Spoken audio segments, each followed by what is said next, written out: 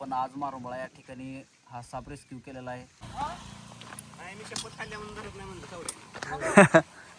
सौरभची शपथ आहे म्हणलं आपल्याला साप धरा पण आलता.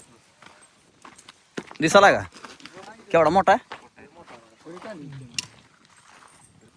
हॅलो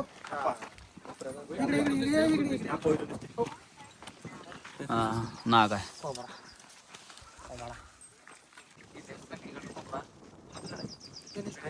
गणेश वड्डे यांच्या घरापाशी मित्रांनो भारतीय नाग कोबरा बिग साईज मीडियम साईजचा आहे.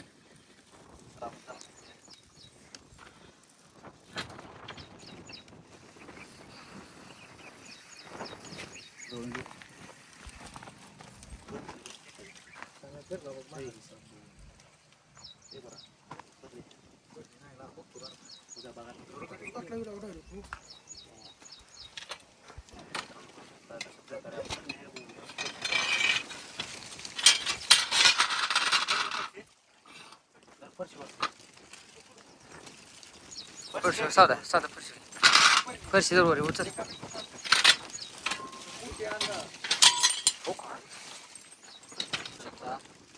स्पेक्टिकल कोबरा भारतीय नाग आहे. जणू काठी दे रे. आपण मारुंबळा या ठिकाणी पकडलेला आहे.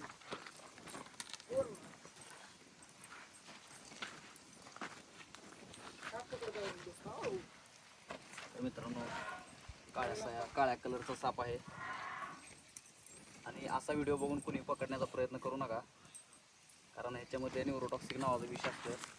आणि अशा सापाची बाईट वगैरे झाली तर सरकारी दवाखान्यात जावं, दुसरीकडे कुठेही जाऊ नये. नाही ना, चांगली घ्या बरं. चांगली चांगली दे जरा.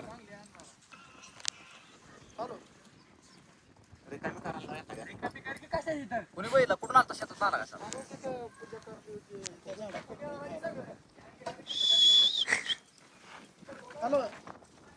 तर मित्रांनो बघू शकता कशा प्रकारे विषारी साप घरापाशी येऊ शकतात. सर्वांनी आता पावसाळ्याचे दिवस चालू होतात, त्यांची शेतात पडलेली उंदराची वेज ही बुजून जातात. त्याच्यामुळे साप आपल्या घराच्या आडोशाला राहायला येण्यासाठी येतात मित्रांनो. आणि घरात उंदीर वगैरे असतील तर उंदराला खाण्यासाठी असे साप घरात येऊ शकतात. हा, तिथे बेडुकी उंदीर खायला येते 100%. तर मित्रांनो बघा किती ॲग्रेसिव्ह साप आहे हा भारतीय नाग. आपण आज मारुंबळा या ठिकाणी हा साप रेस्क्यू केलेला आहे. त्याला व्यवस्थित असं पर्यावरणामध्ये आपण रिलीज करणार आहेत. आणि असा व्हिडिओ बघून कुणी कॉपी करायला जाऊ नका, कारण की हे एक एक्सपर्ट सर्पमित्राचं काम असतं.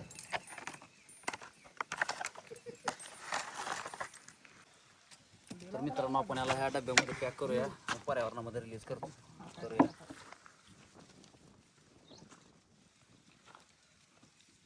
सांगतो आता त्याच्याकडे चालू मी सांगतो. येत पाहिलं ना.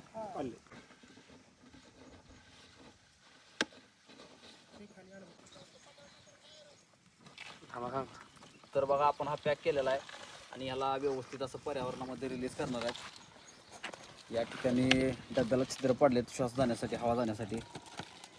तर मित्रांनो असा व्हिडिओ बघून कुणी पकडण्याचा प्रयत्न करू नका.